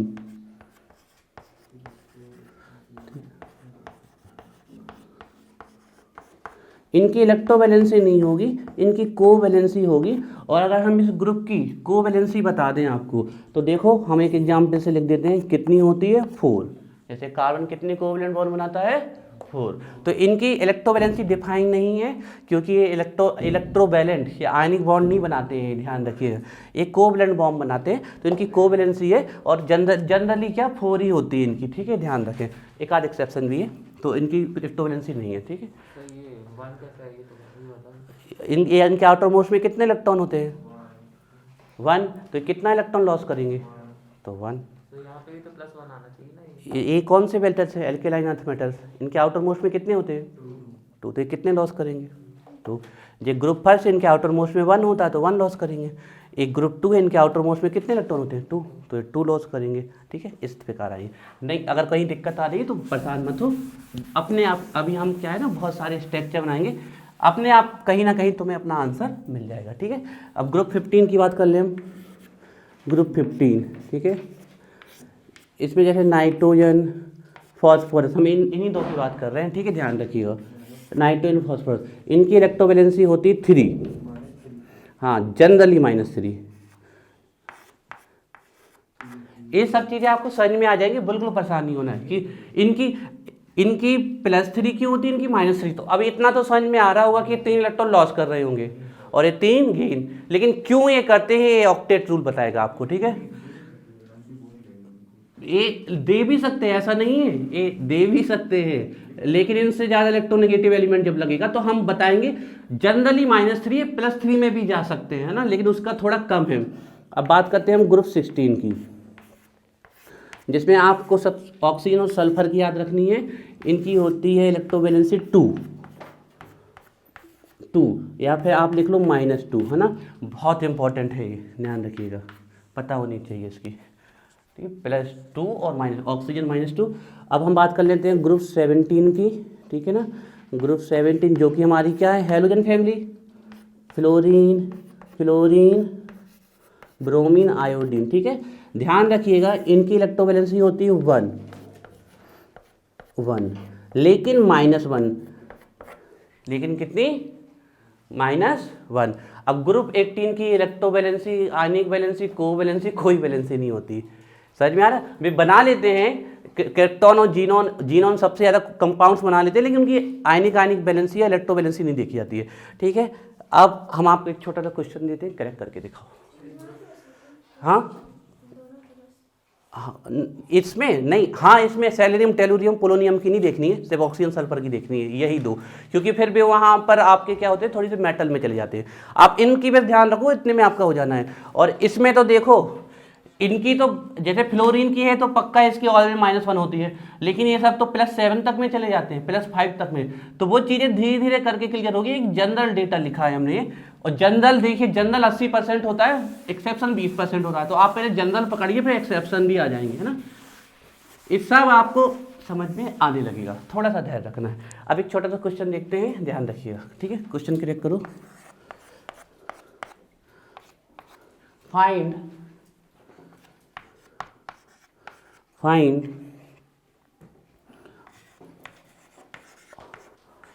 out of these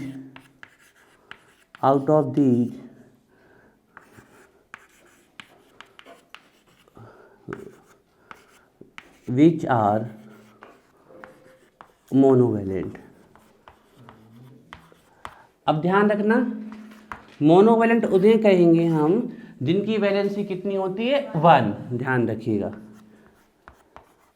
जिनकी वैलेंसी कितनी होती है, अब 1। अब इसमें ना फंस जाना, वो +1 हो या फिर -1, ठीक है, ध्यान रखिएगा। तो हम इनमें से आपको फाइंड करना है, तो कौन है वो आपके, hydrogen, magnesium, sodium, oxygen, fluorine, sulphur, chlorine, nitrogen, lithium, calcium. जल्दी से जिनकी हो गए, चलो हो गए, तो देखें, हम देख लें तो कौन है इसमें, हाइड्रोजन है, सोडियम है, फ्लोरीन है, क्लोरीन है एंड लिथियम है। क्लियर? यही है आंसर, क्योंकि इसकी तो 2 है, इसकी 2 है, इसकी 2 है, इसकी 3 है और इसकी 2 है। अब आपके लिए ट्रिक है, सिर्फ 2 ही ग्रुप है जिनकी 1 होती है, एक तो एल्केली मेटल्स और दूसरे हैलोजेंस। तो एल्केली मेटल देख लो, हेलिना, लीना, और हेलोजेंस में फ्लोरीन, क्लोरीन, ब्रोमीन, आयोडीन, ऐसे 2 ही ग्रुप होते हैं। ट्रिक यहाँ पर ध्यान रखिएगा, हिंट अगर आपके लिए लिख दें तो 2 ही होते हैं हिंट। जो इलेक्ट्रोवैलेंसी होती है वो जो 1 होती है वो 2 ही ग्रुप हैं, alkali metal that is group first and halogens that is group 17, है ना। हालांकि हमें पता है इनकी कितनी होती है +1, ये प्लस और माइनस दोनों में जा सकता है, लेकिन इसकी तो हमेशा +1, इसकी भी हमेशा +1, इनकी जनरली -1 जनरली। ठीक है, चलिए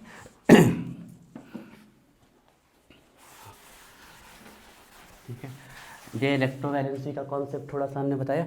अब डालिए heading lattice energy. Lattice energy और लैटिस एनर्जी कोवलेंट बॉन्ड में आ रहे हैं। ठीक है, देखिए कोशिश किया करिए जितना ज़्यादा ग्रैब कर सकें आप क्लास में। हम इसलिए कहते हैं आप क्लास में ग्रैब कर लें सबसे ज़्यादा, क्योंकि घर जाके फिर पता है ना आप लोगों के साथ एक क्या टेंडेंसी होती है। आप जैसे ही सोसाइटी के एटमॉस्फेयर में जाते हैं आपका दिमाग भटकने लगता है, यहाँ वहाँ कंट्रोलिंग आएगी धीरे धीरे। अभी आप लोग अपने आप को बड़ा समझने लगे हो तो बिल्कुल बड़े नहीं हो, आपका मन बहुत चंचल है, अभी आपको अपने मन पे कंट्रोल नहीं है ना। तो उसमें आप लोगों की भी कोई गलती नहीं है, वो एक थोड़ा सा होता ही है स्वभाव इस उम्र में कि मन चंचल हो जाता है आपका। वो धीरे धीरे करके आएगा। जिस आप जब कॉलेज में पहुंच जाओगे ना, आप देखना आप में कितना बड़ा चेंज आएगा। एक बड़ा चेंज बता दे रहे क्या आएगा। अभी टीचर आपको ढूंढते हैं कि आ जाओ पढ़ने, फिर आप टीचर को ढूंढोगे, ये बहुत बड़ा चेंज आ जाएगा। क्योंकि कॉलेज में आपको, खासकर हम बात बता दें, आपको टीचर्स के पास जाके रिक्वेस्ट करनी होती है कि सर मैं ये लेक्चर समझा दूँ। वो वहाँ पर ऐसा नहीं होता कि आपके पर्टिकुलर A to Z की आओ सीधे सीधे नोट्स बनवा लेंगे, फिर आप टीचर को ढूंढोगे, अभी आपसे टीचर। तो ये बहुत बड़ा चेंज आएगा और आप सिंसियर हो जाएंगे। ठीक है, देखिएगा। तो अब डालिए हेडिंग आयनिक सॉलिड से रिलेटेड है कॉन्सेप्ट लैटिस, या कई लोग लेटाइस भी बोलते हैं। लैटिस एनर्जी और एंथैल्पी। अब आपको हम सबसे पहले थोड़ा सा बता चुके थे कि enthalpy is the form of energy constant pressure पे, है ना। तो ये आप लोग ध्यान रखिएगा।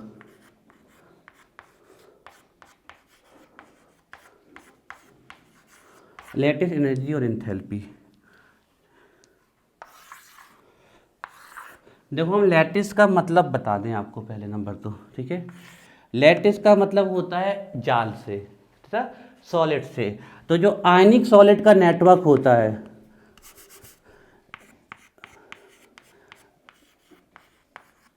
Network of ionic solid, ionic solid, उसी को हम क्या बोल देते हैं, लैटिस। हमारा कहने का मतलब क्या है, आयनिक सॉलिड कैसे पढ़े होंगे, Na positive Cl negative, Na positive Cl negative, फिर यहाँ पर Cl नेगेटिव Na पॉजिटिव, फिर Cl नेगेटिव, फिर ये Na पॉजिटिव, फिर इसके नीचे क्या आ जाएगा Na पॉजिटिव, है ना। तो एक प्रकार से पूरा क्या बना हुआ है, इनका जाल बना हुआ है पूरा। किस प्रकार का जाल बना हुआ है इनका, पूरा इस प्रकार का क्रिस्टल लैटिस बना हुआ है, इनका पूरा जाल सा बिछा रहता है। तो इसी लैटिस को तोड़ने के लिए जो एनर्जी लगती है दैट इज लैटिस एनर्जी और एंथैल्पी। जल्दी से जो देखना हो देख लो फास्ट। कौन, हाँ यही सिस्टम रिपीट होता रहेगा। इनका कोई डायरेक्शन नहीं होता, हमने एक डायरेक्शन में बना दिए, क्रिस्टल लैटिस के फॉर्म में पाए जाते हैं। नोट करें फास्ट, फिर हम बताते हैं आपको। ज़्यादा ना नोट करो, दो कर लो बस फास्ट समझने के लिए, ये सिर्फ समझने के लिए है। NaCl नहीं लिखना तो A+B नेगेटिव, A+B नेगेटिव। एक छोटा सा डायग्राम बना लो बस कि आपको समझ में रहे कि लैटिस का मतलब क्या होता है। एक प्रकार के क्रिस्टल होते हैं, और सरल भाषा में लिख दें हम तो एक क्रिस्टल होते हैं, एक प्रकार के क्रिस्टल होते हैं।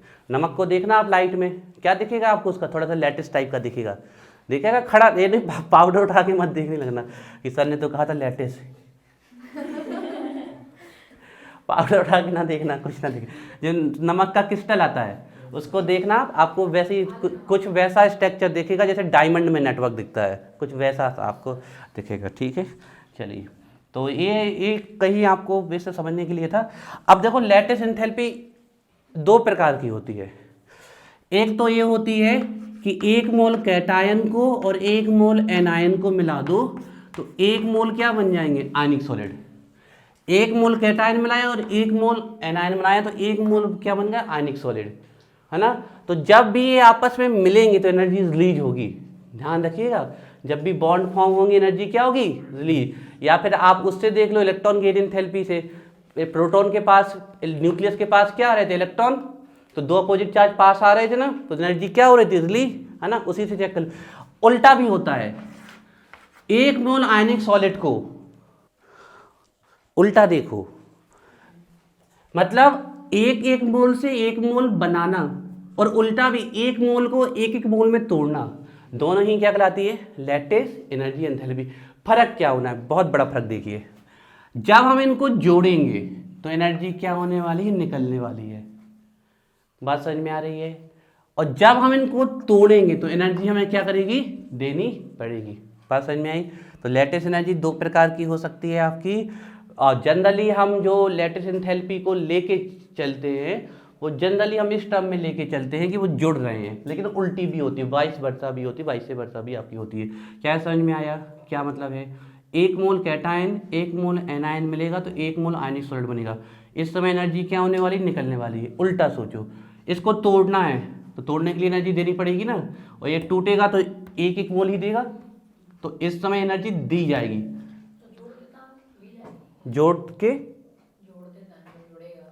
जोड़ते समय कभी भी नहीं ली जाएगी। एक क्यों, कहाँ यहाँ पर क्यों हम इनको एनर्जी कहाँ दे रहे हैं, क्या हमें इनको आपस में पास ला रहे हैं तो हमें एनर्जी देनी पड़ रही है कैटायन एनायन को, कोई एनर्जी नहीं। उल्टा जब पॉजिटिव और नेगेटिव के बीच में इंटरेक्शन होगी तो एनर्जी निकलती है हमेशा, एनर्जी। तो हम एनर्जी कहाँ, अब इसको सोचो कि बिना एनर्जी के टूट जाएगा क्या, ये नहीं टूट सकता वो, ठीक है। तो अब लैटिस एनर्जी या लैटिस एंथैल्पी की हम डेफिनेशन लिखते हैं।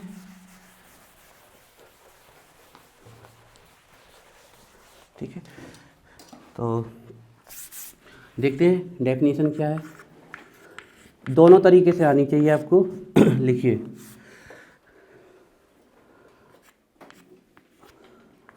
The amount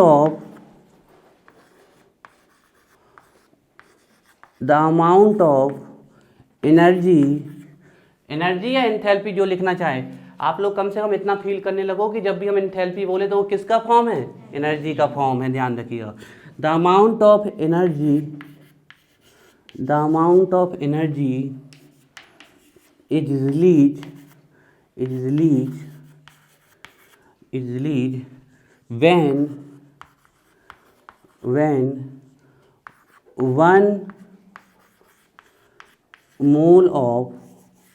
when 1 mole of ionic solid is formed when 1 mole of ionic solid is formed from 1 mole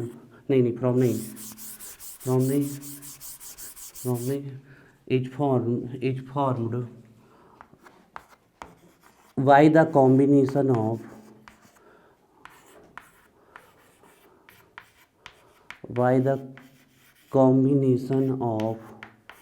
by the combination of one mole cation and 1 mole anion in gaseous state.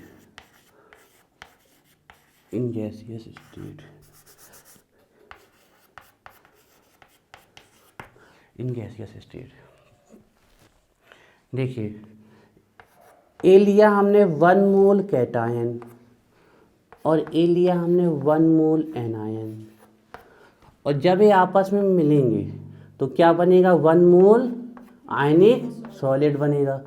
ध्यान रखना ये कैसा है, solid. और cation और anion किस state में होंगे, गैसियस स्टेट में होंगे। तो इस समय पक्का है एनर्जी क्या होने वाली है, रिलीज हुई है। तो इसी रिलीज हुई एनर्जी को हम क्या बोलेंगे, लैटिस एनर्जी। नोट करिए फर्स्ट, ध्यान रखिएगा, जब आयंस जुड़ेंगे तो एनर्जी रिलीज होगी, और एक नेटवर्क बनने वाला है यहाँ पर। 1 मोल जानते हो ना कितना, 6.02 टू 10⁻23 इतने कैटायन और इतने ही क्या होंगे एनायन जुड़ेंगे तो कितना मोल सॉलिड बन जाएगा, इतना ही मोल सॉलिड बन जाएगा। मतलब 1 मोल से 1 मोल है ना, तो ये 2 मोल है लेकिन बन रहा है 1 मोल, तो फर्क ये है आयन से और वो आपका सॉलिड है। देखो the amount of energy is release when 1 mole of ionic solid is formed by the combination of 1 mole cation 1 mole anion, किस स्टेट में, गैसियस स्टेट में। अब यहाँ ध्यान क्या रखना है, सबसे इंपॉर्टेंट पॉइंट, जब आयनिक सॉलिड बनेगा तो लैटिस एनर्जी क्या होगी, नेगेटिव, मतलब एनर्जी क्या होगी, रिलीज होगी। फिर से सुनो, ये पॉइंट ध्यान रखना है, जब भी कैटायंस और एनायंस आपस में जुड़ के आयनिक सॉलिड बनाएंगे तो इस समय लैटिस एनर्जी क्या होने वाली है, नेगेटिव। इस बात को अच्छे, ये ही पॉइंट है। डेफिनेशन तो ये आप ऊपर देखो ना तब भी बोल सकते हो, 1 mole of ionic solid is form from 1 mole cation and 1 mole anion, then the amount of energy is release called lattice energy, lattice enthalpy. तो डेफिनेशन तो आप यहाँ से भी है। अब इसका उल्टा भी लैटिस एनर्जी ही कहलाती है। जैसे हम यहाँ से यहाँ गए तो एनर्जी रिलीज हुई, अब इसको तोड़ना है, बिना एनर्जी के थोड़ी टूटेगा, तो इसको तोड़ेंगे तो एनर्जी देनी पड़ेगी। तो अब जब हम आयनिक सॉलिड को तोड़ेंगे तो वो किस में जाएगा, गैसियस एनायन में, तो वो भी क्या कहलाती है, लैटिस एनर्जी। मतलब लैटिस के बनने में जो एनर्जी रिलीज होती है वो भी लैटिस, आयनिक सॉलिड है लैटिस, और लैटिस को तोड़ने में जो एनर्जी लगती है वो भी क्या कहलाती है, लैटिस एनर्जी। फर्क कहाँ पर है, जब लैटिस बनेगा तो एनर्जी निकलेगी, रिलीज होगी, लेकिन जब लैटिस तोड़ेंगे तो एनर्जी देनी पड़ेगी। ठीक है ना, और करके इसकी सेकंड डेफिनेशन लिखते हैं। ठीक है ना, ये तो फर्स्ट केस था इसका, डायरेक्ट गैसियस स्टेट से सॉलिड भी आता है डायरेक्ट आपके, बहुत जैसे हम आपसे कहें, नहीं वो सब्लिमेशन तो पर्टिकुलर एलिमेंट की बात है। गैसियस आयन जब भी आप, ऐसा नहीं हम कह रहे, ये नहीं होता है कि फिजिकल स्टेट आपकी वही हो। अब जैसे हम आपसे देखो, हम एक एग्जाम्पल बताते हैं, H2 गैस O2 गैस, ये दोनों कॉम्बाइन होंगे तो क्या बनेगा, H2O, जो कि कैसा है, लिक्विड। तो फिजिकल स्टेट कॉम्बिनेशन के द्वारा चेंज हो सकती है रिएक्शन द्वारा। हम ये नहीं कह रहे कि हमेशा गैसेस रिएक्ट करेंगे तो सॉलिड ही बनेगा, लेकिन अगर कैटायंस और एनायन रिएक्ट कर रहे हैं तो जो बनेगा वो क्या होगा, सॉलिड। तो फिजिकल स्टेट जरूरी नहीं है कि जो रिएक्टेंट की हो वही क्या हो, प्रोडक्ट की, ये बिल्कुल नेसेसरी नहीं है, ध्यान रखिएगा।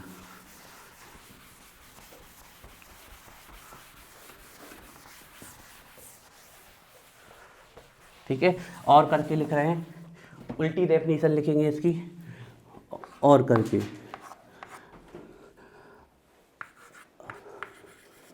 Amount of energy is needed, amount of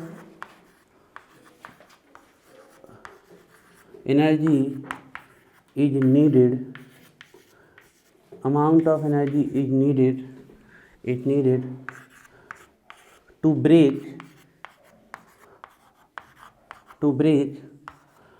break 1 mole of ionic solid, 1 mole of ionic solid, 1 mole of ionic solid into constituent,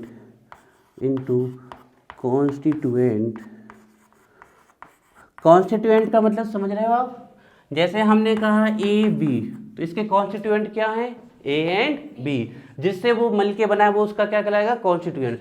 जैसे हमसे कोई कह दे NaCl के कॉन्स्टिट्यूएंट क्या है, तो आंसर होगा सोडियम एंड क्लोरीन। ठीक है ना, तो 1 अमाउंट ऑफ एनर्जी, अब तो एनर्जी नीड होगी ना क्योंकि तोड़ना है, needed to break 1 mole of ionic solid into constituent gaseous, constituent gaseous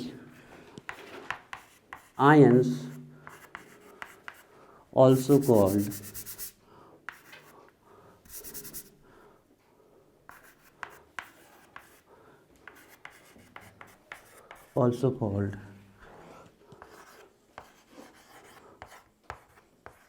lattice energy और लैटिस एंथैल्पी, जो आप लिखना चाहें। ठीक है, देखिए इसको अब उल्टा कर रहे हैं। उल्टा मतलब हम 1 मोल आयनिक सॉलिड ले रहे हैं, ये हमने 1 मोल आयनिक सॉलिड लिया,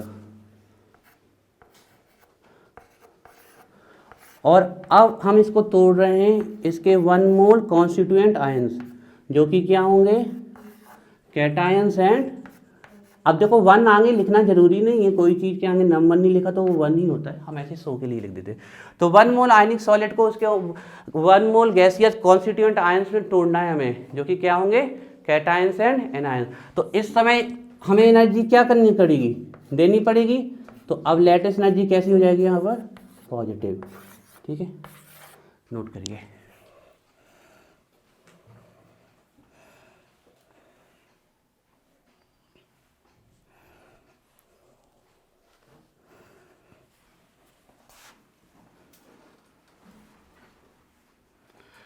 हालांकि हम आपको बता दें, ज़्यादातर आप जब डील करोगे तो जो फर्स्ट डेफिनेशन लिखी है ना उससे डील करोगे, लेकिन दोनों ही लेटेस्ट एनर्जी होती है। हालांकि इसकी ज़रूरत हमें कम पड़ती है, लेकिन दोनों ही होती है ना। बच्चे बहुत कंफ्यूज रहते हैं कि अरे कहीं ऐसा लिखा है कहीं वैसा लिखा है, इसलिए आपको पता होना चाहिए कि दोनों ही लेटेस्ट एंथैल्पी होती है।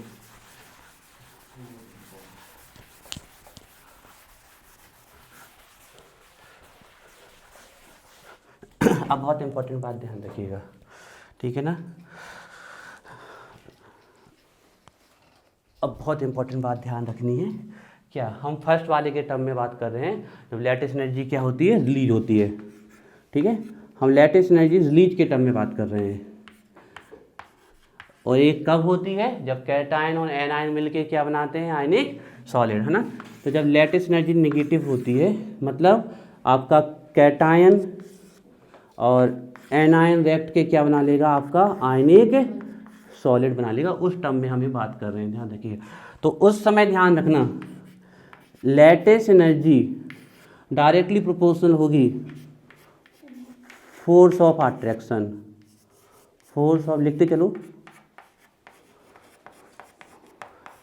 फोर्स ऑफ अट्रैक्शन, और इनवर्सली प्रोपोर्शनल होगी साइज, या लिख सकते हो रेडियस। फोर्स ऑफ अट्रैक्शन से आपको यहाँ पर चेक कर लेना है पॉजिटिव एंड नेगेटिव चार्ज।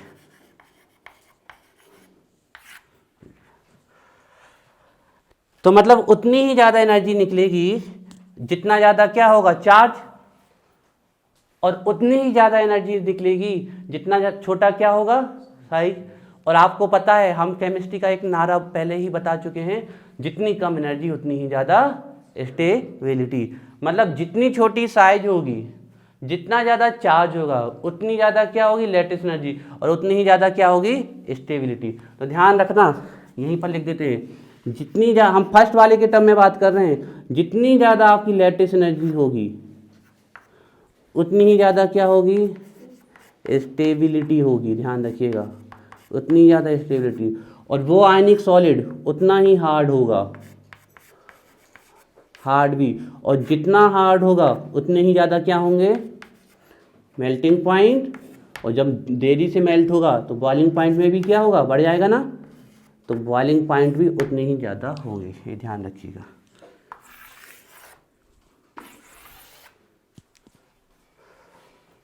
जितनी ज़्यादा लेटेस्ट एनर्जी होगी उतनी, हम ये लेटेस्ट एनर्जी किस टर्म में बोल रहे हैं, समझ रहे हो ना, कौन से टर्म में, नेगेटिव टर्म में। मतलब जितनी ज़्यादा एनर्जी निकलेगी उतनी ही ज़्यादा स्टेबिलिटी होगी, और जितनी ज़्यादा एनर्जी निकल रही है मतलब वो उतनी तेज़ी से बॉन्डेड हो रहा है, तो उतना ही ज़्यादा क्या होने वाला, हार्ड। और जितना ज़्यादा हार्ड होगा उसको गलाने में, मेल्ट करने में और बॉयल करने में, उबालने में उतना ही टेम्परेचर लगेगा, तो उतनी ज़्यादा क्या होंगे, हाई मेल्टिंग पॉइंट और बॉइलिंग पॉइंट। तो अब आपको कभी चेक करना है कि किसका लेटेस्ट ज़्यादा हार्ड होगा, या कौन ज़्यादा स्टेबल होगा, या किस में लेटेस्ट एनर्जी ज़्यादा होगी। तो आप किसको देख के चेक करोगे, चार्ज को और आपके साइज को। चार्ज ज़्यादा से ज़्यादा और साइज छोटे से छोटी। तो आप क्रैक करिए इनमें से कौन होगा, ठीक है। तो एग्जाम्पल में से क्रैक करना है आपको। हमने लिखा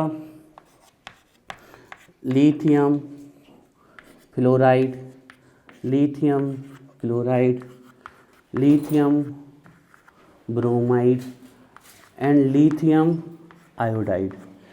अच्छा, यहाँ लिथियम तो क्या है, पॉजिटिव वाला आयन, एल्केली मेटल्स है ना, तो यहाँ से तो सब में लिथियम फिक्स है, लिथियम तो सब में फिक्स है, तो लिथियम की साइज भी सब में फिक्स है। चार्ज से तो हम यहाँ कोई डिफरेंस कर नहीं पा रहे, लिथियम के चार्ज से क्या हम डिफरेंस कर पा रहे हैं सब में। और हैलोजन है तो इन सब में भी कितना चार्ज रहने वाला है, 1 नेगेटिव 1 नेगेटिव 1, तो सब में पॉजिटिव और नेगेटिव चार्ज तो सेम है। तो इस वाले से तो हम चेक नहीं कर। साइज लिथियम की तो सब में साइज क्या होगी, सेम, लेकिन फ्लोरीन की साइज से ज़्यादा किसकी होने वाली है, क्लोरीन से ज़्यादा, फिर ब्रोमीन और ब्रोमीन से ज़्यादा। तो साइज जितनी ज़्यादा छोटी होगी उतनी ज़्यादा लेटेस्ट एनर्जी, तो यहाँ सबसे ज़्यादा लेटेस्ट एनर्जी किसकी होगी, फ्लोराइड की। नोट करिए फर्स्ट।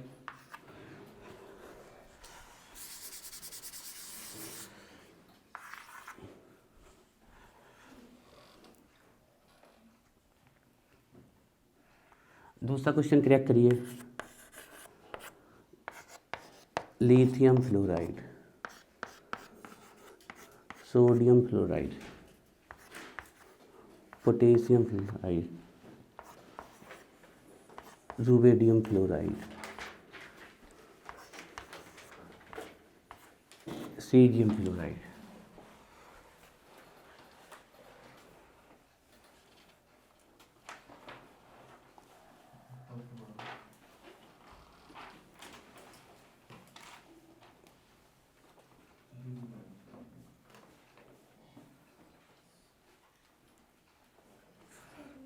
हो गया, कर लो फास्ट।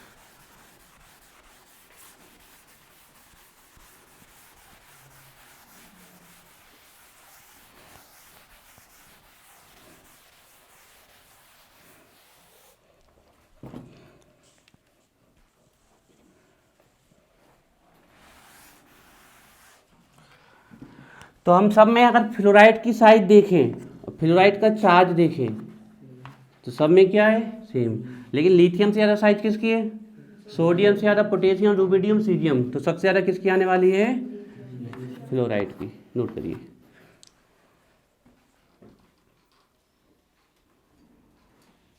बन जाएगा, ठीक है। अब एक दूसरा देते हैं, उसको करके दिखाओ।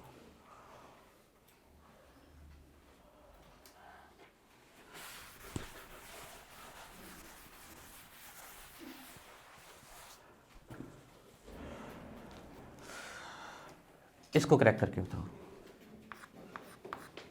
नंबर का कोई भी रिलेशन नहीं है, ध्यान रखिएगा, आप नंबर ना काउंट करने लगना, नहीं तो गलत हो जाओगे।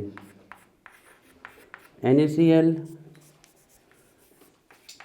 MgCl2 एंड AlCl3, इसको करके दिखाओ। NaCl, MgCl2, CaCl2, इसको करके दिखाओ।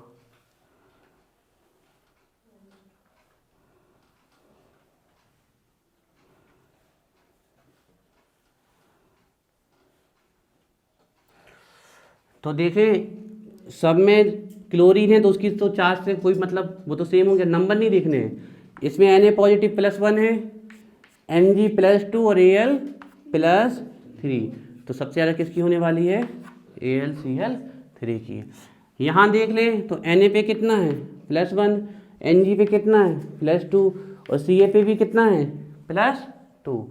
तो इतना तो पक्का हो गया कि NaCl से ज़्यादा किसकी होगी, इन दोनों की। लेकिन हम अगर देख लें तो बेटा मांगे कार, मैग्नीशियम से बड़ी साइज किसकी है, कैल्शियम की। तो कैल्शियम की मैग्नीशियम से कम हो जानी है, तो सबसे ज़्यादा, सबसे कम NaCl की, फिर किसकी, CaCl2 की, और सबसे ज़्यादा किसकी होगी, MgCl2 की। ऐसा क्यों, क्योंकि यहाँ तो चार्ज से हमने कंपेयर किया, इसे +1 था, इन दोनों पे +2। लेकिन अगर साइज की बात कर ले तो मैग्नीशियम से बड़ी साइज किसकी होती है, कैल्शियम की।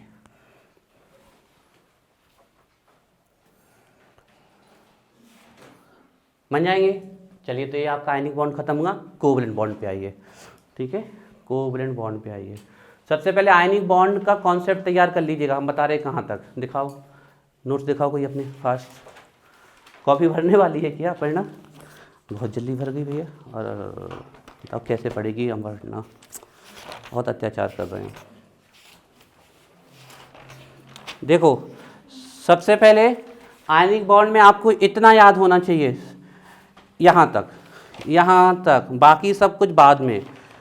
एक कंडक्टर वाला जी, यहाँ तक हमें सबसे पहले इतना चाहिए, बाकी सब कुछ बाद में, इलेक्ट्रोवैलेंसी, लैटिस एनर्जी, वो सब बाद में। तो कल आपका होमवर्क अपने मन से याद कर, बहुत सिंपल है, यहाँ से यहाँ तक ही याद होना ही चाहिए, ठीक है। और अब कोवलेंट बॉन्ड के बाद फिर उसके बाद इलेक्ट्रोवैलेंसी पढ़ लेना, और लैटिस वो बड़े आसानी से बन जाएगी, बहुत सिंपल है, ठीक है। लैटिस एनर्जी में जो एग्जाम्पल आपको लगे सुटेबल है वो याद कर लेना, बाकी लैटिस एनर्जी की ये जरूर याद कर लेना, कब ये नेगेटिव होगी कब पॉजिटिव। तो ये आपका इसका आयनिक सॉलिड का इतना होमवर्क है। आप चाहे तो अपने क्वेश्चन भी याद कर सकते हैं, लेकिन कोशिश पता है ना, आप लोग एक हैबिट डालो, जो आज पढ़ाया गया हो वही घर में जाके पढ़ा करो। आप लोग क्या करते हैं, जो आज पढ़ाया गया वो नहीं पढ़ते, पिछले से पढ़ते हो, है ना। ये थोड़ा सा हैबिट चेंज करो। क्या होता है, जो आज पढ़ाया गया वही जाके पढ़ोगे तो जो समझ में नहीं आएगा वो कल टीचर से पूछ भी लोगे। प्लस क्योंकि आज हम समझ के आए हैं तो हमें याद भी जल्दी होगा। 10 दिन बाद पढ़ोगे तो वो कॉन्सेप्ट दिमाग से थोड़ी थोड़ी गायब हो जाएंगे, है ना। डाली heading covalent bond fast.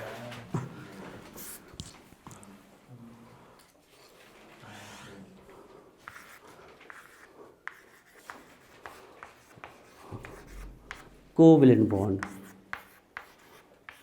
Covalent bond, covalent bond.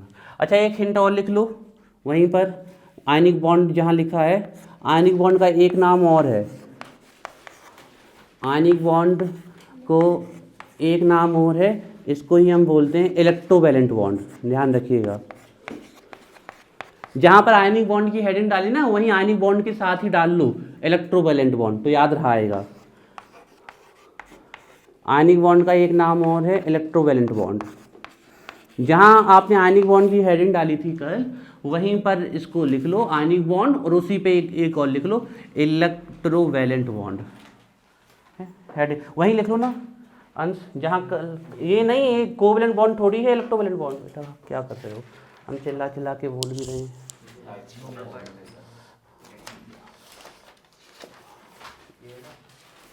जे आयनिक बॉन्ड का ही दूसरा नाम है बेटा इलेक्ट्रोवैलेंट बॉन्ड, तो और करके यहाँ लिख लो। कोवलेंट बॉन्ड में तो नहीं लिख लिया, कोवलेंट बॉन्ड और इलेक्ट्रोवैलेंट बॉन्ड नहीं भैया, आयनिक बॉन्ड का ही दूसरा नाम है इलेक्ट्रोवैलेंट बॉन्ड। आयनिक बॉन्ड की जगह पे ही